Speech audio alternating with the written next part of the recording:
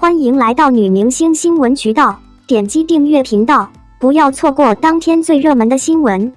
赵丽颖因太美上热搜，却疑似被孤立。网友：她怎么总是不合群？2020年星光大赏中，各明星盛装出席，好不热闹。其中，赵丽颖连换3套服装，更是惊艳全场，因太美上了热搜。据说，赵丽颖最近换了新的造型团队，此次服装造型便是出自新团队之手。不少网友表示，这才是赵丽颖正确的打开方式，即便33岁了，她依然那么美。赵丽颖的外貌一直很出众，稍加修饰便能俘获人心。可她的能力并不限于此，就像是此次颁奖典礼，赵丽颖以绝对实力获得了 VIP 之星，这不仅展示了她的人气，更彰显了她在电视领域的地位。从一个普通的小演员走到今天这一步，着实不容易。星光大赏颁奖典礼结束之后，不少人因赵丽颖获奖而喝彩。可与此同时，一些流言蜚语也开始在网络中蔓延开来。最让人不解的，便是赵丽颖被孤立的传闻。据报道，星光大赏颁奖礼台下，赵丽颖、李现、杨幂、吴亦凡坐在了同一席位。期间，李现、杨幂、吴亦凡频繁互动，还玩起了小游戏。赵丽颖只端坐在一旁，并未与他们互动。镜头拉远后，赵丽颖与其他3人相隔略远，看起来分外尴尬。于是，视频发出之后，不少人发帖暗示赵丽颖被其他人孤立，还有人紧追热点，坦言赵丽颖怎么总是不合群，是不是性格不好？一时之间引得争议无数。从画面中来看，赵丽颖确实与其他3位明星不太熟悉，但若是以此来推断她性格不好，融入不了其他人，未免有些牵强。从以往综艺可知，赵丽颖并不算是活泼的性格。当晚同座的3位明星中，只有吴亦凡与她有过短暂的合作，其他人尚属于陌生人，她不与其过多交流，也可以理解。更何况，当晚主要的任务是颁奖，并不是互动。赵丽颖可能只是在专心欣赏晚会，没有过多在意与别人交流的事情，网友们又何必上纲上线呢？一直以来，不合群都是赵丽颖躲不掉的话题。除了参加活动会被质疑外，她在日常生活中也常常面临着类似的问题。比如说，当下娱乐圈中的女星多爱展示闺蜜情，前有杨幂与刘诗诗、倪妮与杨颖等人亲切互动，让人感慨美女都是好朋友。后有杨紫、乔欣等欢乐颂姐妹参加综艺大秀多年感情，博得观众一致好评。似乎只有赵丽颖极少谈及朋友的话题，这些年来与之互动的也只有谢娜、张含韵几个多年好友，未见其他新人。也正是看到了这一点，许多媒体以此大做文章，指责赵丽颖不合群，嘲讽她人缘不好，甚至是盲目猜测她人品不好，在娱乐圈中不讨喜等等。可事实上，如果你真的了解赵丽颖，会发现这才是她的强大之处。不合群是一个人摆脱平庸的开始。经营一个好多人的朋友圈容易吗？我教的不难，只要你肯花时间与别人聊天聚会，肯花心思讨好其他人，肯定能在一定程度上拥有众多好友。可这样的交友方式太过肤浅，那些与你常常来往的朋友，也未必是真心相待。终有一天你会发现，你所做出的努力，只不过是增加了朋友的数量，而非质量。你因此浪费掉的时间，也在无形中拖慢了前行的步伐。看似合群，其实只是变得越来越平庸罢了。还不如快跑几步，将时间放在真正有意义的事情上面。赵丽颖便是如此，出道10几年的她本可以有大把时间用来交友，可她却选择了另外一条路，自己奋斗。当别人忙着应酬时，她在片场紧张的拍戏，一连几个月不休息。当别人3、5成群时，她独自在灯下背台词，用高强度的付出换来观众的认可。最终，那些抱团取暖的人停留在原地，他却一步步在娱乐圈站稳了脚跟。一个人逐渐变优秀的经历，就是不断从群体中脱离，慢慢向上走的过程。他们并不会逼迫自己合群，去获得所谓的安全感，而是能始终保持清醒，笃定地做自己。合群才是堕落的开始，真正的强者敢于穿过无人的黑暗，用力追求远方。不要小看那个不合群的人，你永远不会知道他的内心有多坚定，他为此付出了多少努力。不合群是他们摆脱平庸的开始，不合群是因为活得清醒。鲁迅曾这样写道：楼下一个男人病得要死，那间隔壁的一家唱着留声机，对面在弄孩子，楼上有2人狂笑，还有打牌声。河中的船上有女人哭着她死去的母亲。人类的悲欢并不相通，我只觉得他们吵闹。双引号，人活一世，终究是孤独的。越是清醒的人，越会发现自己与周围人并不一致，自己说出的话也少有人能理解。每个人都是一个独立的世界，而这时，聪明人会选择看清现实，走好自己的路。赵丽颖刚刚出道时，常被人批评情商低，不会说话，但她没有因此改变自己，而是专注于事业，为了梦想打拼。在一档采访中，主持人曾问她：“你觉得自己情商低吗？”双引号，她回答：“情商这个东西怎么能凭借1、2句话就能看出来呢？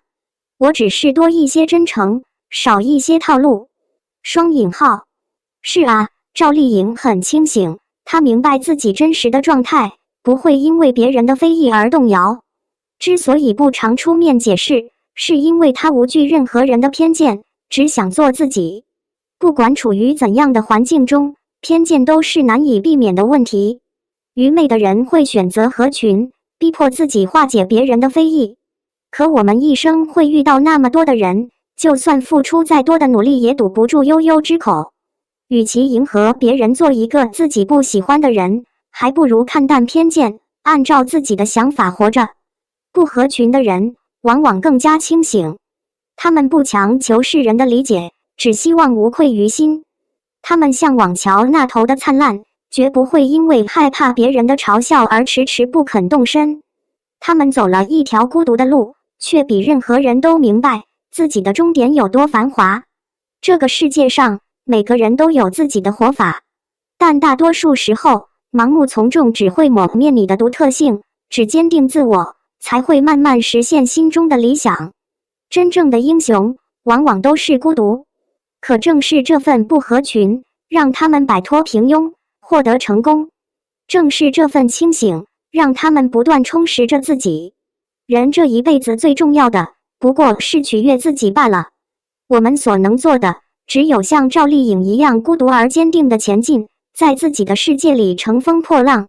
至于他人，看淡就好。赵丽颖、林更新或将再合作，楚乔传男主还在水里泡着呢。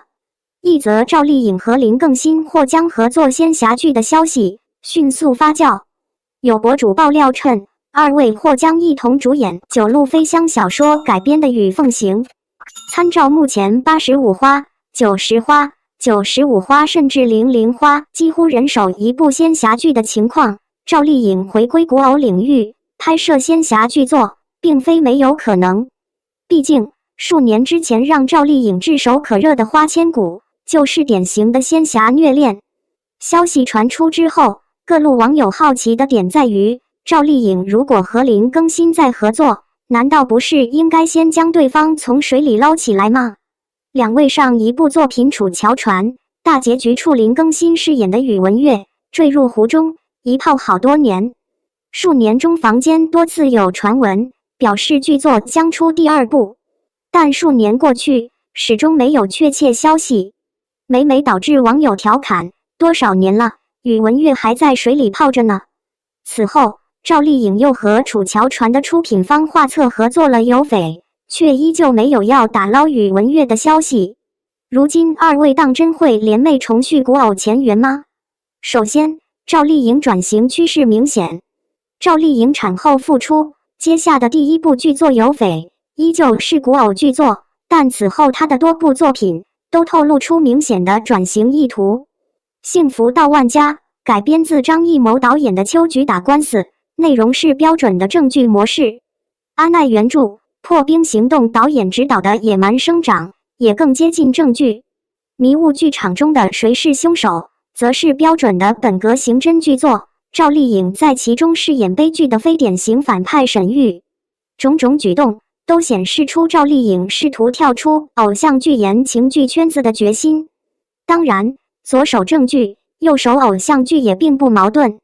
或许赵丽颖在尝试正剧路线的同时，也依然会接下有爆款前置的偶像剧，赚取片酬并维护粉丝。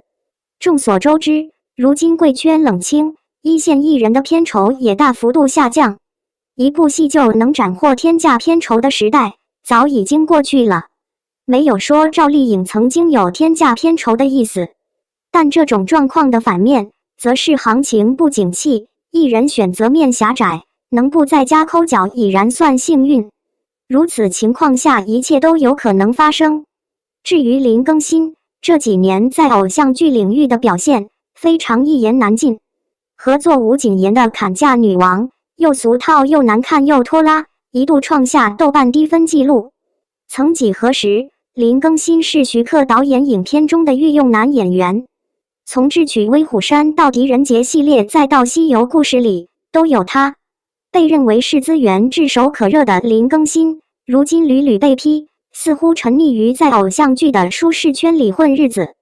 此前坊间一度传出林更新或将拍摄《青簪行》做换头脸替的消息，让人感慨，如若这是真实的，林更新居然都混到当爱的地步了吗？倘若林更新和赵丽颖真能打捞宇文玥，期待他们的新古偶能更扎实好看吧。娱乐圈中谁比你漂亮？赵丽颖的回答让人钦佩，网友，这叫情商低。娱乐圈中美女帅哥多，自然会少不了一番争奇斗艳，就连网友也会拿明星们的颜值来相互比较，看看哪一个明星的颜值更高。其实这也是很正常的，有时候女星们也会被问到谁比你漂亮这个话题，这个问题还是蛮有争议性的，若是没有回答好的话，就会引来一大波攻击，回答好的话则会是圈粉无数了。所以说在娱乐圈中混，具备高情商还是蛮重要的。颖宝从出道以来就备受质疑，原因也很简单，因为她是农村出来的孩子，没有什么背景，也没有什么学历，看到她取得成功，很多人也会产生嫉妒的心理，认为她没背景没学历还能走红，肯定是走后门了。但是我想说的是，颖宝坚持跑了7年龙套的辛酸有人看到吗？她为了拍戏基本上1年都泡在剧组打磨演技，这样的毅力你们有吗？还曾因为被剧组遗忘在山里睡了1晚上，如此努力上进的一个小姐姐，真搞不懂为啥有那么多人黑她。颖宝能红跟她的努力分不开关系，但正如上面说的一样，就算她已经取得成功，依旧会有很多人黑她，认为情商太低了。其实颖宝只是说话比较耿直而已，但在很多人眼中那就是情商低，不会说话的表现。不过有一次颖宝在参加综艺节目的时候，就被主持人问到娱乐中谁比自己漂亮的问题时，颖宝是这样说的，她说娱乐圈中好看的女星很多，若是非要选择一个的话很难。从颖宝的回答上来看，颖宝并不是情商低，因为她说的确实是事实。要知道在娱乐圈中混的，没有哪一个真的情商低，只能说看他们愿不愿意伪装自己而已。